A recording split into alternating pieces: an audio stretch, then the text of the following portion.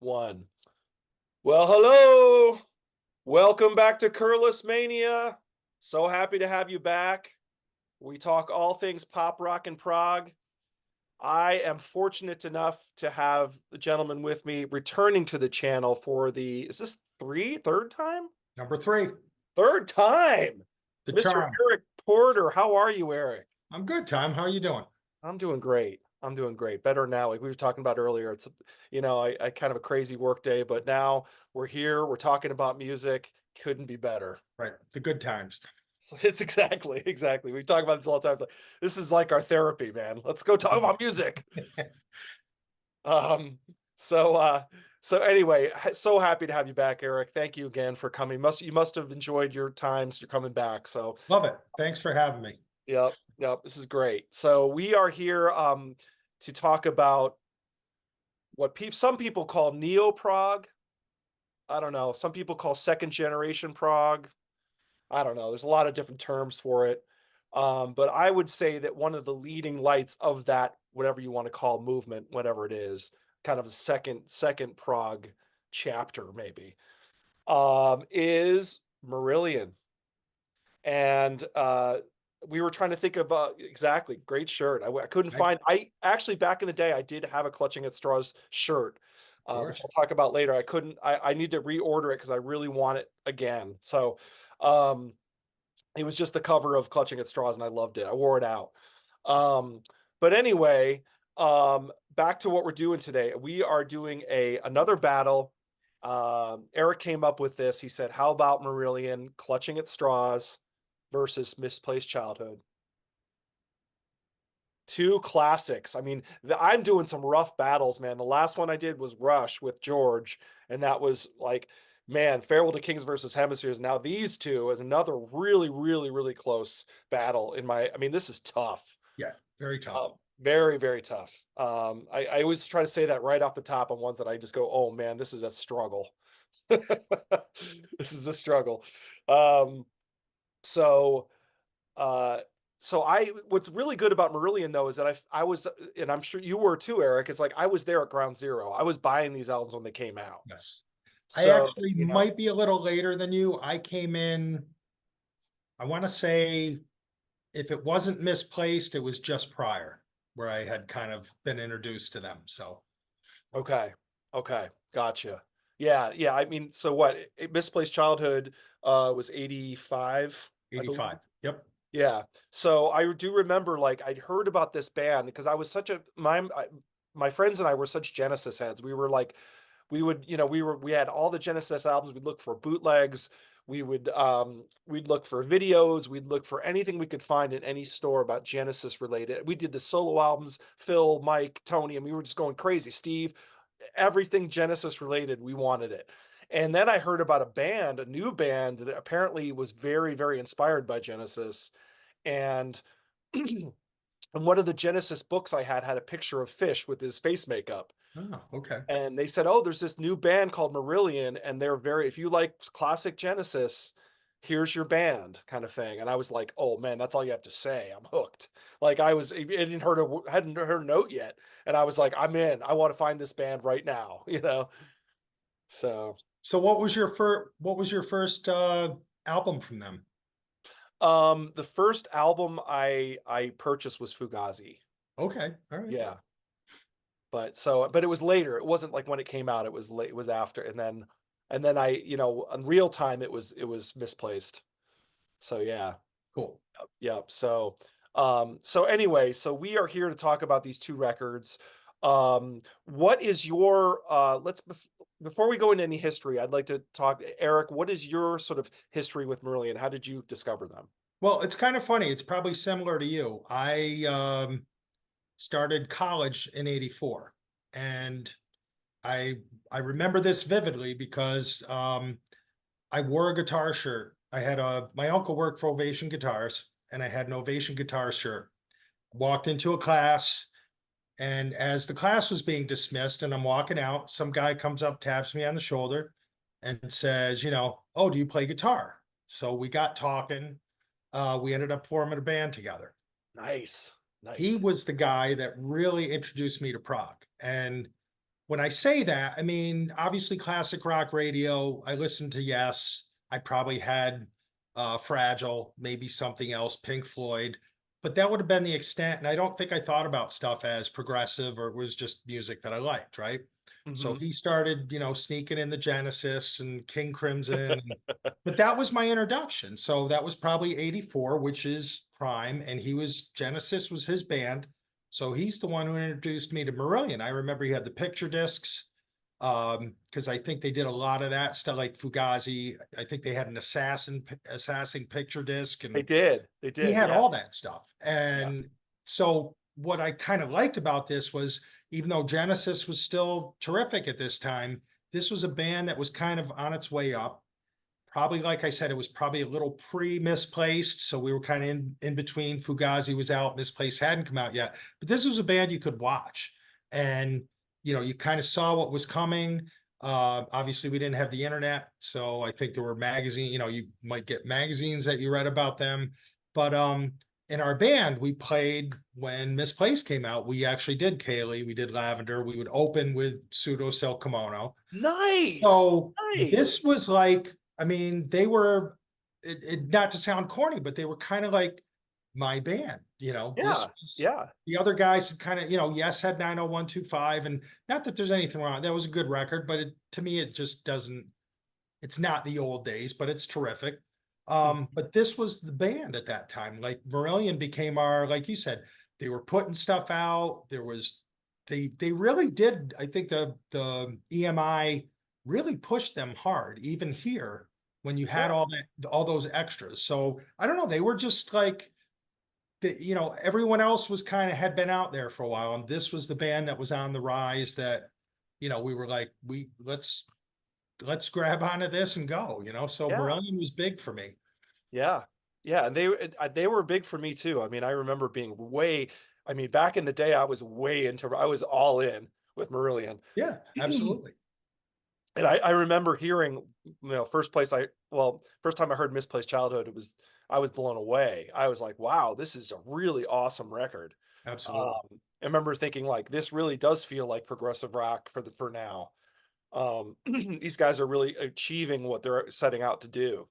Um, but we're really getting ahead of ourselves already. So let me do a quick. We're already Yeah. sidetracking. We tend to do that Right. here. So, but it's good. It's all good. It's all good stuff. So, I'm doing a quick history. I'm going to try to keep it real brief. So, Marillion first album was called "Script for a Jester's Tear," and like you said, it was on EMI. I think Capitol in the States. Is that right? That sounds right. Something like that. Um, and you're right. The one thing that was really cool before I lose this thought, is that the artwork, like you mentioned the artwork, it was all uniform. It was the same guy, Yep. and it was always the same kind of, and it had this sort of running theme throughout from the whole Fish era, you know. Um, so I remember seeing the cover for Script for a Jester's Tear and thinking it was awesome, like it was so cool, right? Anyway, it was released in March 1983. It got to number 7 in the UK. So already number 7 on their first record. Yep. Big. I mean that's pretty amazing. But I always forget that Market Square Heroes was a single released in October 82. Yes. So I think they had been playing live a lot in the UK before they even had a first album out. And then they put that single out and the single did well, from what I understand, and then they did the record and the record really exploded. And this is all UK. This is not US, right? This Right. is I keep them to, this is not the USA yet. So because they were really a UK phenomenon for a while, you know. Because I remember when I first started talking to people about Marillion, they were like, "Who?" Like Yeah. Marillion, who? In the US, they were not huge. And you had to head to the import section, right? You weren't Exactly, exactly. right. Could yeah, to get like those yeah, to get that stuff you had to go, yeah, and you had to spend double the money. So, Of uh, course. but anyway, or triple sometimes.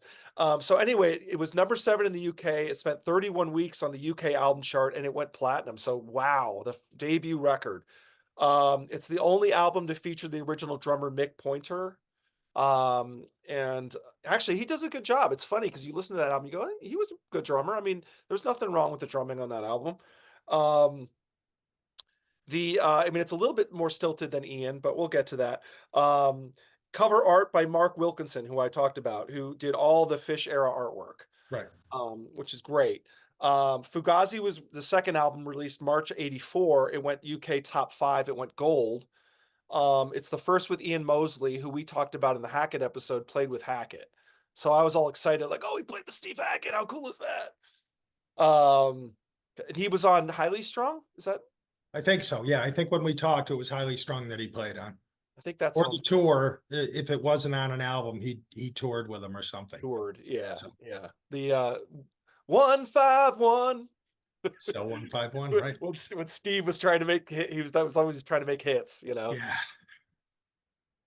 unfortunately, but you got to do that, right? Yeah, he was getting a lot of pressure from I get it. He was, whatever the record company was really pushing him. And also, honestly, to his credit, 151 actually goes into this cool thing in the second half. Yes. It's like it's sort of like this pop song, and then it goes into this instrumental section on the album, Oh, there's good. We talked about that, and there's definitely good stuff on those records. But like you said, you could tell he was really. You had to have two or three things where you could try to push some radio play. Yeah. So, Yeah, you have to compromise. especially at that time, Genesis was blowing up, right? Genesis Right. was huge at that. They were like, "Hey, look at your buddies; they got massive hits over here," you know. So, anyway, back to Fugazi. So, here's another interesting side note: is that Jonathan Mover was with the band for a while, drumming for them. So I didn't know this until recently that he drummed for them for a while. He auditioned and got the gig and Yep. played with them for a while. And I guess he had some writing credits on Fugazi, on He Knows You Know. Um, but he didn't get along with Fish eventually, and or something. He was a good player, but he didn't get along with, or something like that. I think I'd heard I think Fish didn't like him, and I think Mark Kelly had some issues with him as well. I think, Okay. Mark's so quiet, you wouldn't think that, but I think somebody had mentioned that to me, and I think his history is he's bounced around a lot, right? Because he was in GTR. I think he's played with Satriani, Yep. but I don't know that he stays anywhere very long. So, I don't Kind of know. wonder, is there a personality problem there? Right, Yeah. Yeah. exactly. Because GTR, that's how I knew him, was GTR, right? So Okay. Yeah. that's how I knew Jonathan Mover. But anyway, um, so Nick Tauber is the producer for both of these records. Um, Fugazi was possibly rushed because they just came off tour, and I guess EMI was already like, okay, where's the second album? Like, We need yeah, we like it's need always something. that second album pressure. Like, where is it? Where is it? And I think this album was because if I listen to Fugazi, I can kind of tell, like, it starts out really really strong, and then it kind of Mm. fades a little bit. You kind of wonder if they got pushed really hard to get that done.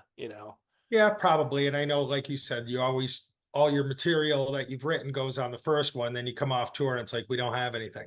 Yeah, Right. yeah, And then we yeah. need, hey, we need something here. So Or maybe you have a few ideas, but right. nothing done. Um, so yeah, and apparently Steve Rothery wasn't happy with the guitar sound on Fugazi. He said it was a little crunchy. I'm with him on that. Yeah, I yeah, think it's a very how do you I don't know if trebly there it's almost like a harsh and we'll talk about that. I'm sure when we get to these, like, I think if you listen to Fugazi and then you listen to these two that we're going to discuss, it's night it's and day different. in It's different. terms. Yeah. Yeah, yeah, for sure, no question. It's noticeable. You're right. It's Yes. absolutely noticeable. So anyway, so they put out Reel to Reel in 1984, which is like a first live. I don't know if it's a full, was that an EP or a full album? I can't remember. I want Might to have been a say full record. I think it was full because I think Brief Encounter was an EP. Yes, that's So it. I That's think what I'm Reel thinking. to Reel was a uh, full record. Yeah, full live LP. So they obviously they were doing very well in the UK if they were putting out live albums already. Yeah. So, but so anyway, so then that bought them, in my opinion, it's like the Rush. It's sort of like the Rush analogy where they put All the World's a Stage to get time to make, give them time to make Farewell to Kings. This is sort of Reel to Reel to have time to make Misplaced Childhood. Yep. Maybe that's just my theory. I don't know. That makes sense too. No, they didn't want to be rushed It's again. cheap, right? You tape a live show, you do a few overdubs, put it out, and it gives you a little time, buys them some time to get this next studio record done. Absolutely, absolutely. So, people they're not baying at you to, "Where's the next release?" "Oh, it's just a live album, just came out, man." So, so there you go. So Misplaced, that brings us to Misplaced Childhood. It was released in June '85. It was really interesting. It was recorded at Hansa Studios in Berlin, where David Bowie recorded Heroes and Low. So that's kind of cool. So, I mean, I know that Fish was a pretty big like glam rock fan. So I wonder if the whole Bowie thing had a lure for him. And it was recorded by Chris Kimsey, who worked with the Rolling Stones. And this is what we're talking about: is the man. There's a difference in sound on this record for sure. And I think Chris has a lot to do with that. It went to number 1 on the UK charts, based on, they had Kaylee was a big single. And I remember seeing it on MTV. So it was Oh all yeah. over the place. That was a big song for them. And Lavender also was big for them as another single that did well in the UK. So it's essentially, I'm going to hand this to you in a second. I just want to say it's two continuous sides of music, basically made up of singles or songs loosely based on childhood memories of Fish.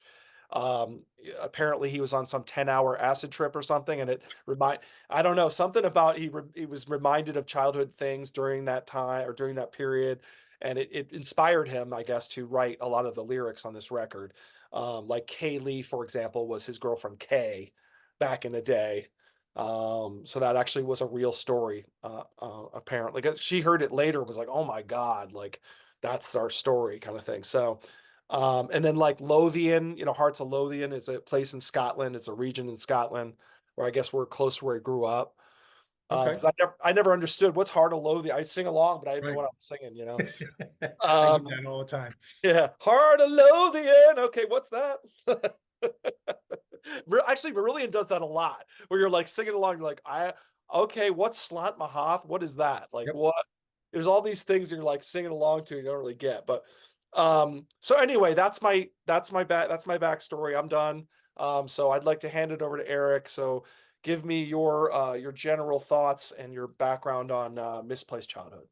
Well, again, I think, like you said, when you got started, this was really the one that I came into. So this one's always been special to me.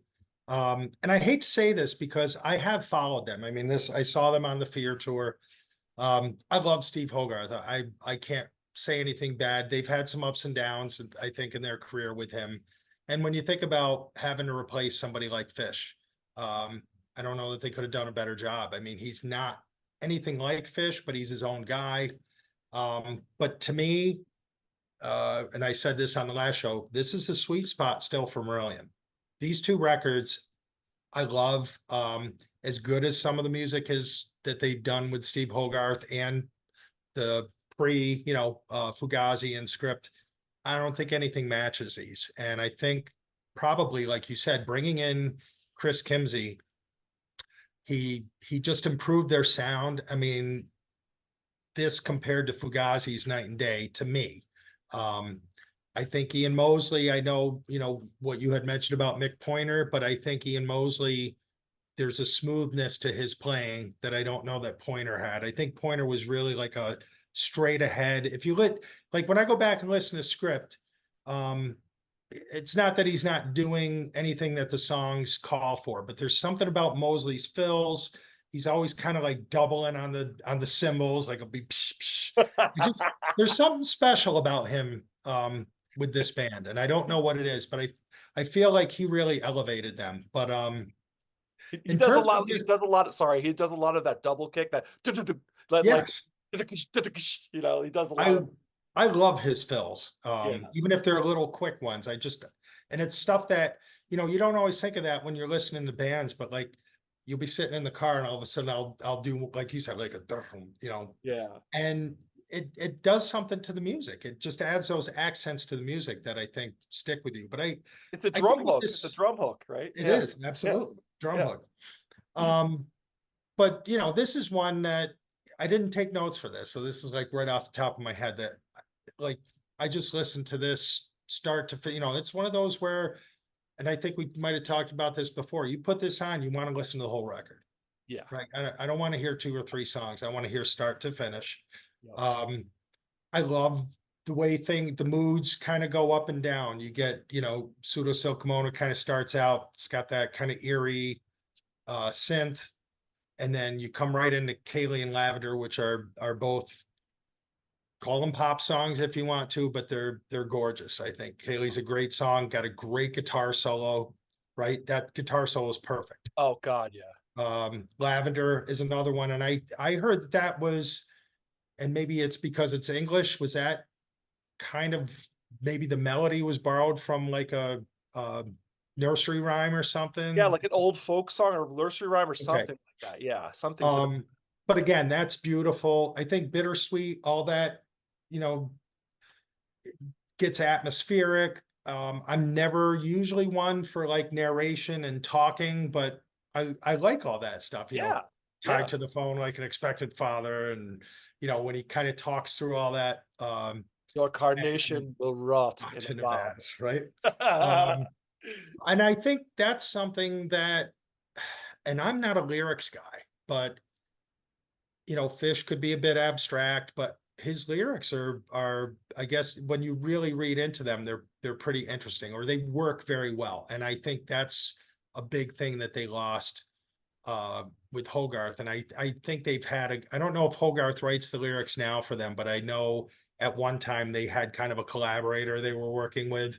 Um, but I think Fish's lyrics are kind of special. Yeah, Um, yeah. Heart of Lothian, like you mentioned, that the build in that is Oh, absolutely incredible, right? When you're, so it's a great. great song, but getting out, the outro to that and everything else, it just keeps building and building.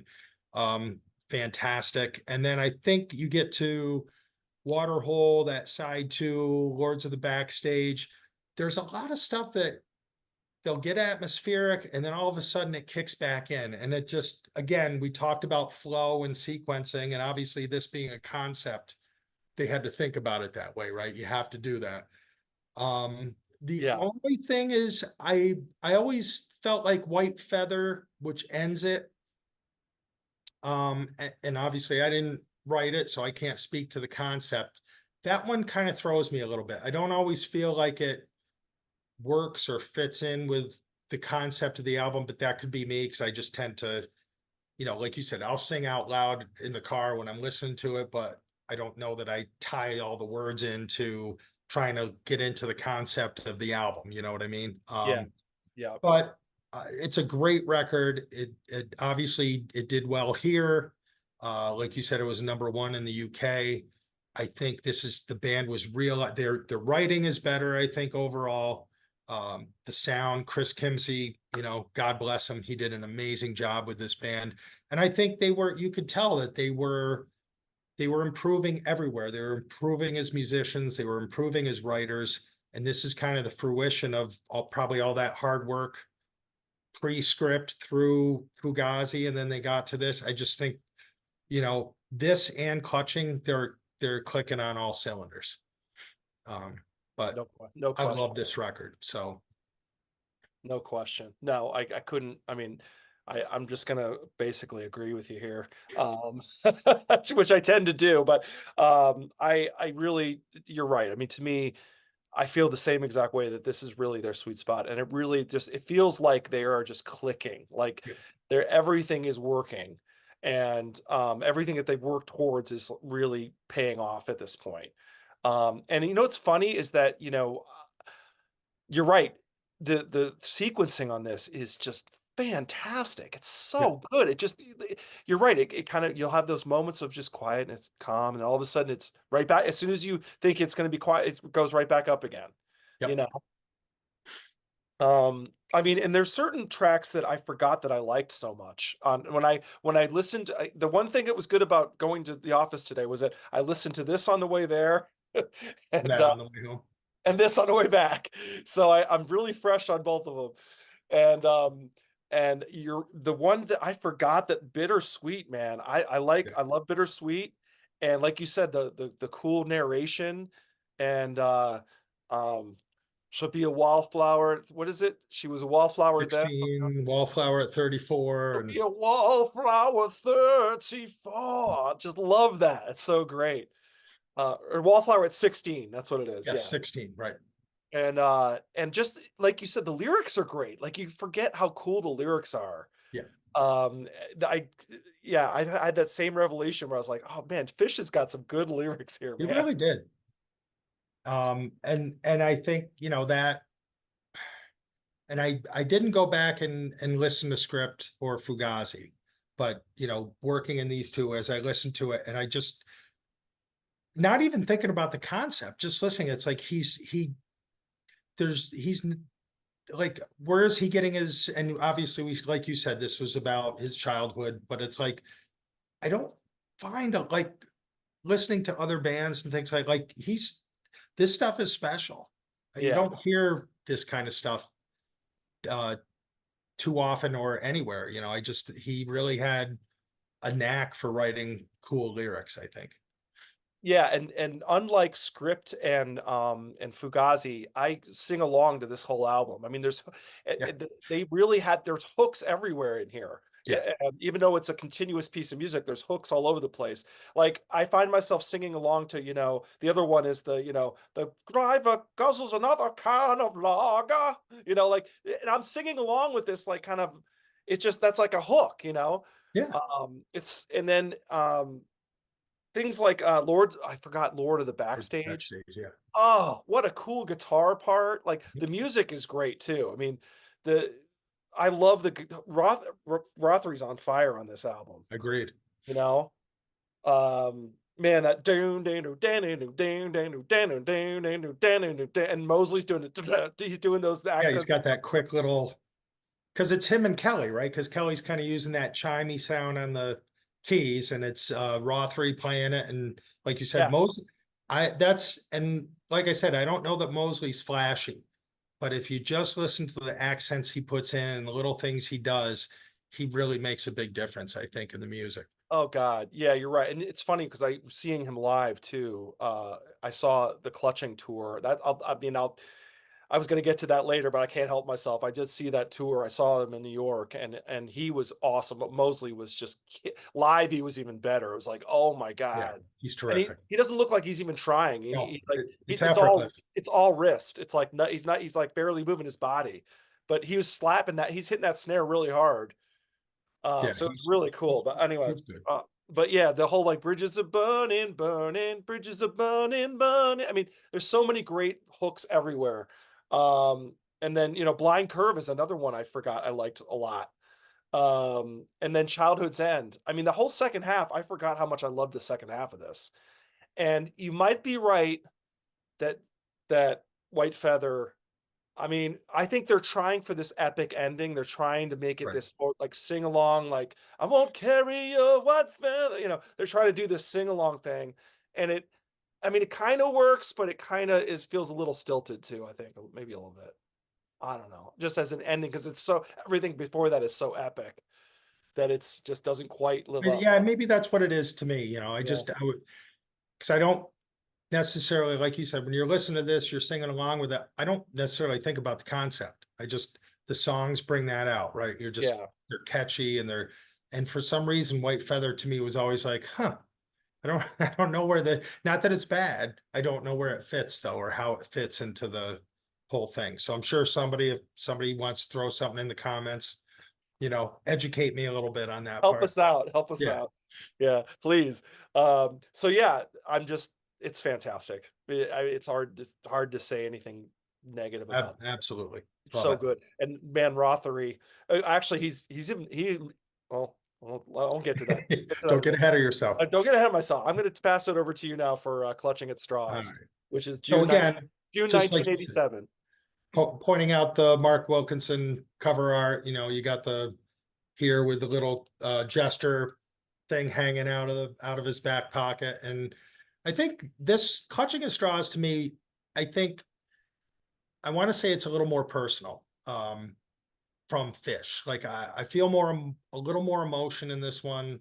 Obviously he had his, I don't want to say troubles, but I guess he had his yes, Yeah. Fish like the occasional cocktail, I guess, right? Oh yeah, So oh yeah, oh yeah. um, and it does seem more, I guess, real only because it feels like someone who's on the road and maybe struggling with fame because they were coming off a huge record, right? And obviously there were problems that we didn't know about within the band at this time, whether it was egos or Fish maybe off to the bar and the rest of them are working on stuff and where's Fish or he doesn't show up. I don't know all the details of that, but this album feels to me like it's more from here, from Fish. I feel a lot of emotion. And again, I talked about Pseudo Silk Kimono, Kaylee and Lavender.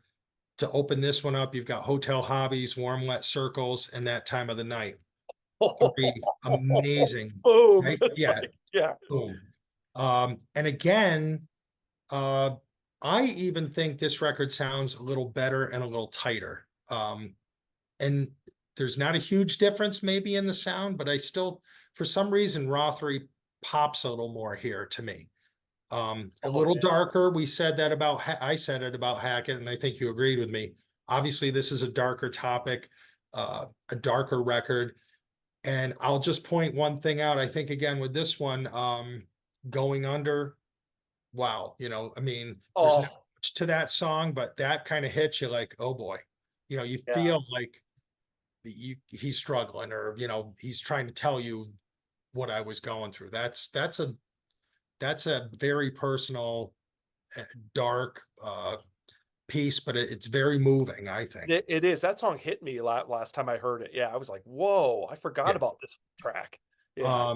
So that one gets me. I think if I pointed out White Feather, if there was one, and lyrically, I think it works. Just for the record, to me, kind of, it's a little too happy compared to the rest of the album. I think lyrically it works with the concept, Right. but it's an odd musical choice to me. But it's again, it's not that I wouldn't skip it. It's a song that I want to hear when I go through this. And then Sure. when we go to White Russian is absolutely amazing. Just like that kind of the wind swirling in the beginning and the where do we go from here? And Oh yeah. that's a builder, right? That's just amazing. Uzi's on the street corner. Yeah. I mean, Indeed. yeah. Incommunicado, again, that was the one I think they pushed, right? That was probably that Yeah. and Sugar Mice. Mhm. Um, I know that got a little flack, but I like it. I've always liked that song. Oh There's yeah. there's something to it that it's upbeat, but it's still got that undercurrent of darkness that I think fits this record well.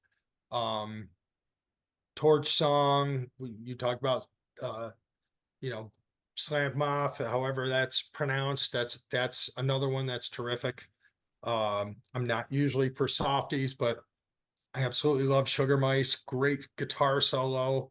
Another one Oh that just kind yeah. of builds, but I love the song. It's a catchy song. It's got a great hook. Uh, you can't go wrong with Rothery's playing on that one. Right? Yeah. Absolutely Oh yeah. terrific. Oh yeah. Uh, and Last Straw and Happy Ending. I just want to make sure I'm not missing anything. Again, I don't know. It's just laid out extremely well. It's hard to imagine such a good album, such good output, and maybe that comes from the conflict or whatever. It's just hard to think that this band was starting to fall apart, right? Or Yeah. maybe not the band, but obviously there were tensions between Fish and one, two, maybe all the members at that point. I don't know, but Right. um, I don't know. I mean, and I know this didn't do as well. I don't know why, especially with the momentum they had. It's not like they waited an extended period of time. I mean, it 85 and 87, right? So it's not like you had to wait 4 years for the next Marillion album. Right. Right. Good point. Yeah. I'm not really sure. I remember reading that, they were kind of caught off guard that it hadn't done as well as Misplaced. And I don't know that I know why, unless there's not, you had Incommunicado and Sugar Mice, which to me, I remember Incommunicado getting played here more than Sugar Mice, I think. But I really, I don't know. I can't say. And I know you have a Clutching at Straws story, so I don't want to keep talking. I had to miss that because I was at college And I Oh, probably oh, either a day before or a day after, because if you saw them in New York City, they played the Palace Theater in Albany. oh, But it probably was. so it Yeah, had to be within a day or two of each other. yeah. But I was away at college, couldn't get home for the show. So you So, wanted to go though, right? Like you were oh, like I was it was on your radar. I was dying to go. I was Yeah, not happy that I didn't make that one either. So, yeah, yeah. Yeah, that was. I mean, I don't want to. I mean, that was an incredible show because they I'm played. sure. I think they played the Ritz in New York. I think that's Okay, what it was. that So it makes was sense. like a theater, right? But it was like Yep. couple. I don't know how many that holds, but it wasn't big. I Um, think the Palace is like 1,500. My drummer went to that show, and another friend of mine went, and he said, I don't even think they had 500 people. yeah, So I yeah, don't know what wasn't happening here, or if they weren't getting the promotion. But I guess that's got to be tough too. You go out and you see a hall half empty. You yeah. know, Especially coming from the UK where they were playing big shows. yeah, exactly. To come here and basically go back to the clubs or theaters or whatever, you're kind of like, okay, small theaters really it wasn't big stuff. It was like, so I'm sure that was kind of a downer for them a little bit too. But however, everybody that was there was a maniac. Yeah, I mean, right. everyone that was there was a massive Marillion fan. It was one of those kind of shows. And like everything they did, everyone was going crazy, right? And I remember they opened up with I think Slant Mahath, is that Oh, how you say it? Um it's a and great opener too. it Great was opener. that was a good opener. And Fish was I remember being like, that guy is so tall. He's Yeah, he's a big really dude. super tall. Like he was like just Yeah, he tapped. Well, Travis is like this, right? So he yeah, can force he was over Pete, I'm sure. towering over Travis. I don't know how you say his name. Travis? Travis? I think Travis, but Travis. yeah. And he's a great bass player, awesome Oh player. yeah, Um, and that what a great rhythm section, him and Mosley. And then and that so but he was wearing like the jester pants. Like he wasn't all like he didn't have the makeup or anything, but he was wearing jester pants. yes, okay, And he was so tall and he was such a presence on stage. It was crazy. And playing in this small place, the place was just I felt like the roof was coming off. Like when they did Incommunicado live, it was so great. blew up. Yeah, Everyone was bouncing, to the it's to the great. it was awesome. Um, and I think that they were disappointed. I think you're hitting on something that I think they were disappointed that Incommunicado wasn't more of a hit. Because Kaylee was a big hit, and this they put that out song out, and if you listen to it, you can tell they're really going for it. Like they're going for the high energy, Yeah, big hooks. They're and I love it. I think it's a great single. But it just didn't catch on like Kaylee did for some reason. So that probably felt like a big like you said let down. sure. They probably came out of the studio like, man, we just made a masterpiece, which they did, you know um and then it didn't do as well, right? But I couldn't agree more with your comments. I mean, it really is a great album, and thematically it's very consistent. It's musically it's really consistent, very tight, like you said, very tight and very focused. You can tell they came to play, and man, like I was going to say earlier and I stopped. Rothery is just on fire on this album. Agreed. He is playing out of his mind on this. And it almost feels like someone's pushing him, like, oh, that was a good solo. Can you do something better than that? You know what I Yeah, mean? Like, right.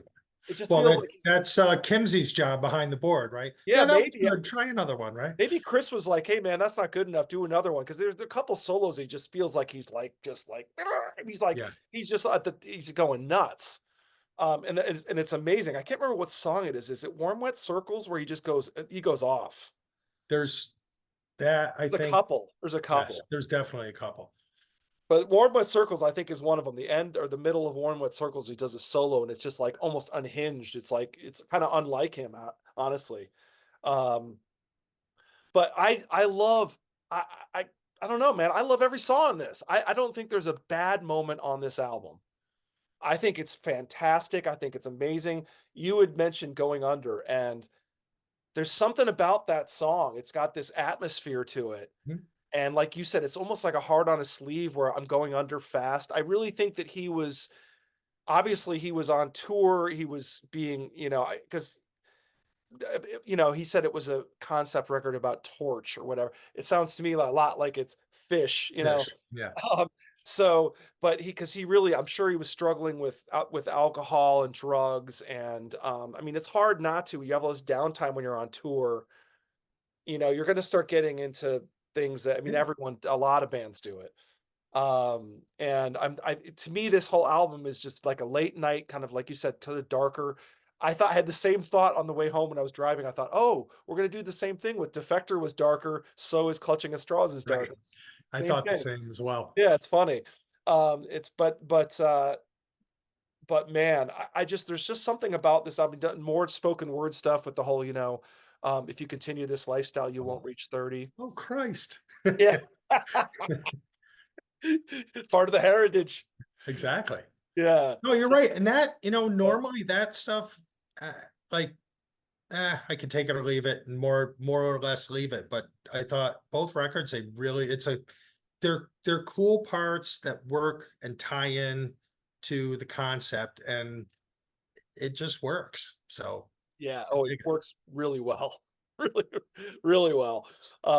And like you said, there's some really upbeat stuff incommunicado. And it's funny. One guy that I was not into progressive rock at all. And I tried to get him into some of this stuff. He loved Sugar Mice. Oh, He okay. thought Sugar Mice was killer. So it's just, I thought that was kind of cool that somebody from like that had no progressive rock, anything, didn't know anything about the band. He just thought that's a great song. Cool. So there you It go. is. It's a You great know, song, yeah, it is really right? good. Yeah, absolutely. And but man, Torch song, I love Torch song. I could just, I mean, I don't have to go through it. I love it all. I really do. And like you said, that first, man, when I was listening to it today on the way home and I had it cranked up, those first three songs, you're not kidding. That's like boom, boom, it's a jungular, man. It's just Exactly. awesome. Awesome. So yeah, I don't know. I love this record.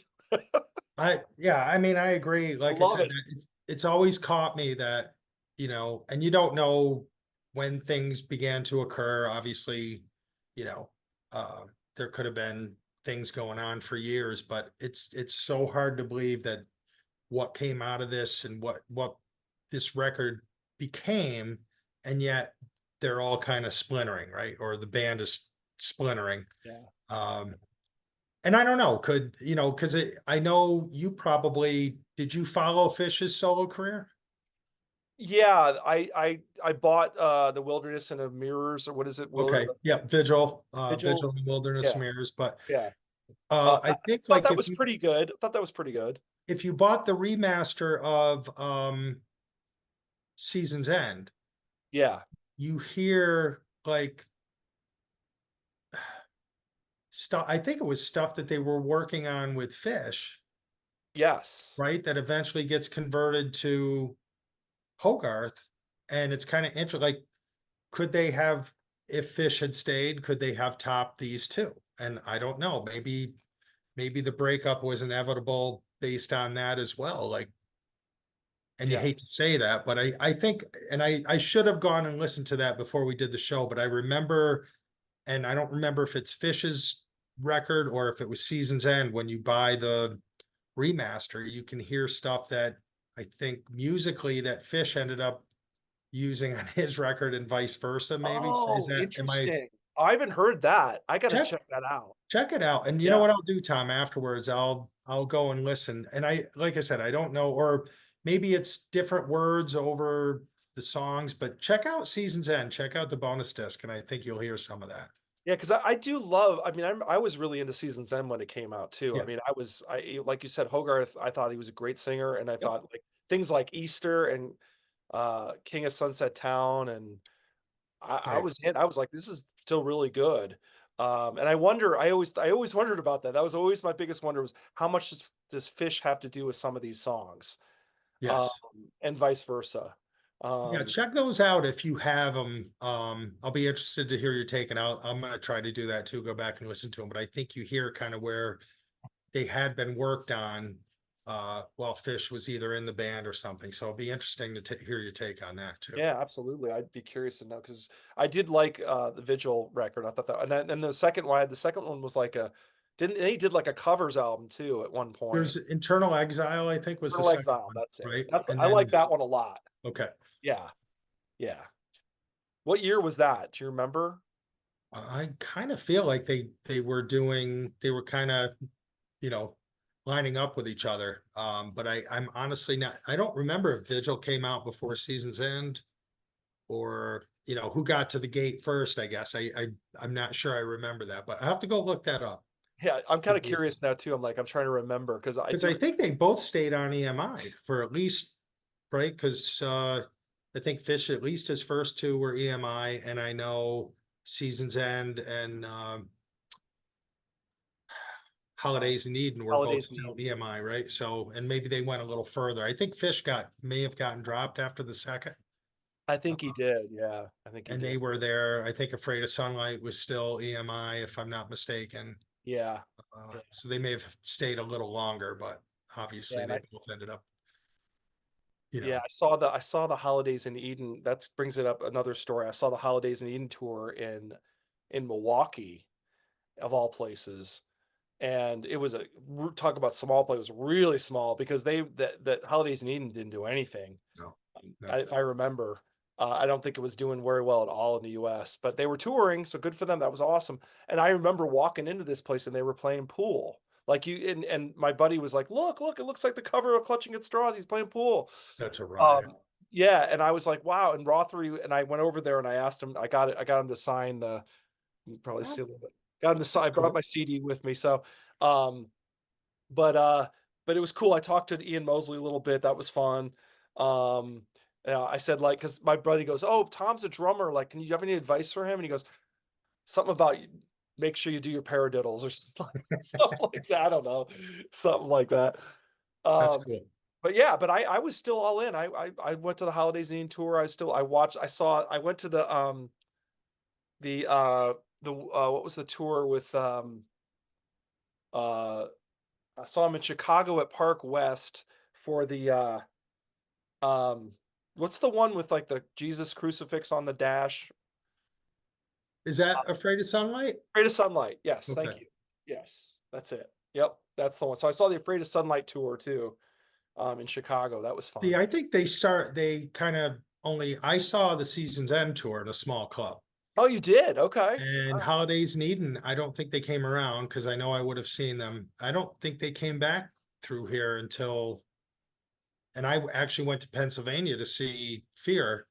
Oh, Um, okay. All right. so I really only, uh, Season's End was it, I think, with Hogarth until Fear. So I just think that we're just not a big enough market. So like you said, they'd hit New York City, maybe they do Buffalo, and then they kind of head Midwest. So Yeah. it's unfortunate, but I would travel to see them again. So Oh well worth yeah.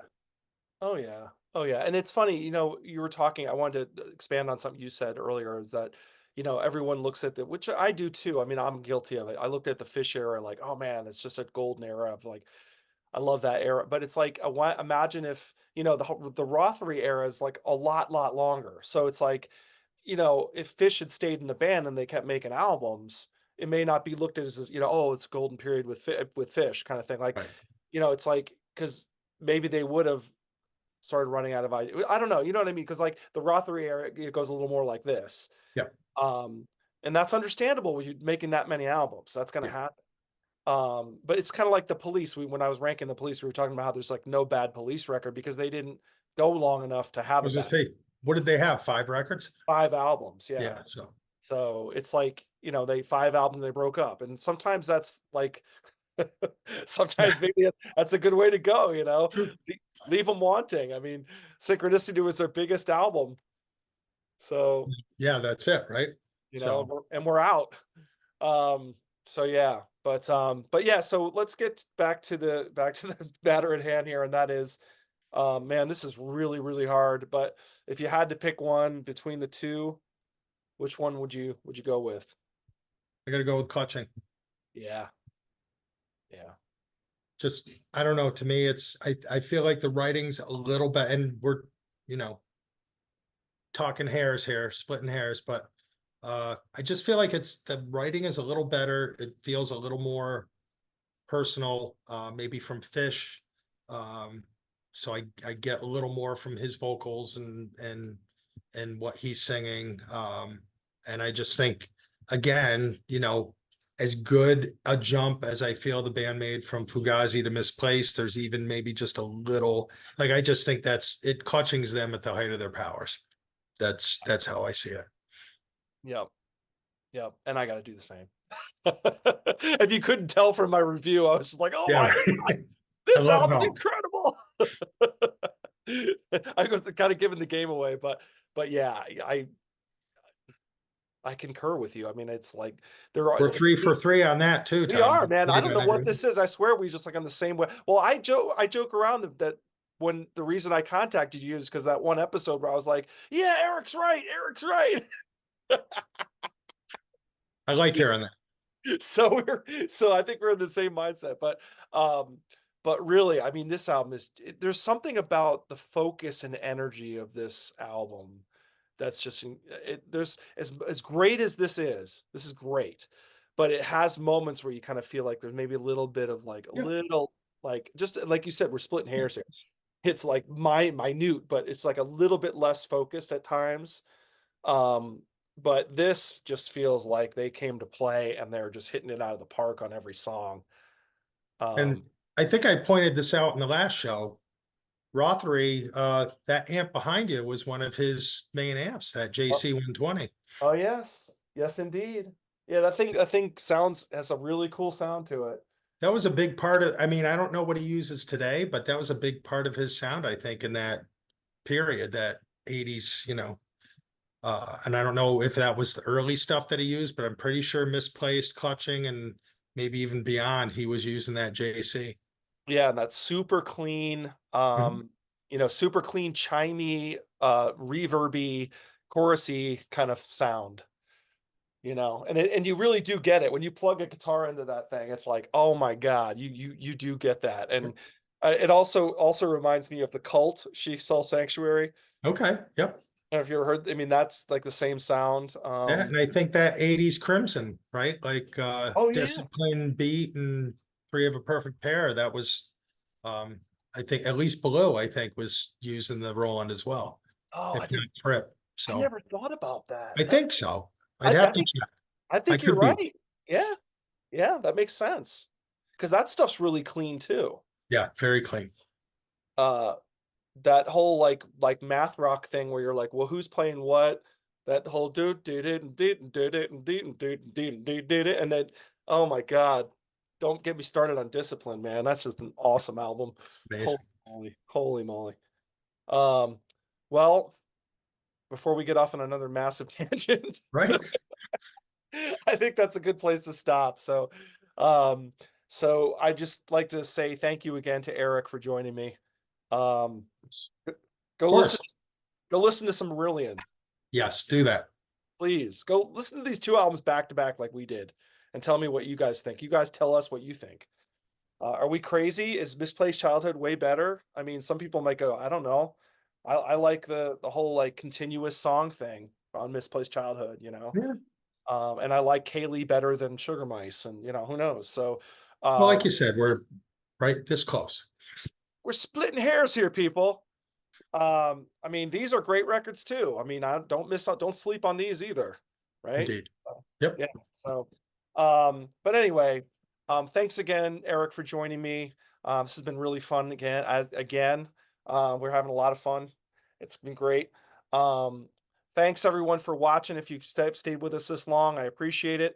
I always have to say, please hit the like button and subscribe. Um, that helps the channel to grow. So if you like what you see and you're enjoying it, please hit those buttons. I'm not going to say smash the button because I'm too old for that, but I'm going to say hit the button. But thanks again, everybody. Appreciate it. And we'll see you next time on Curless Mania. Take care.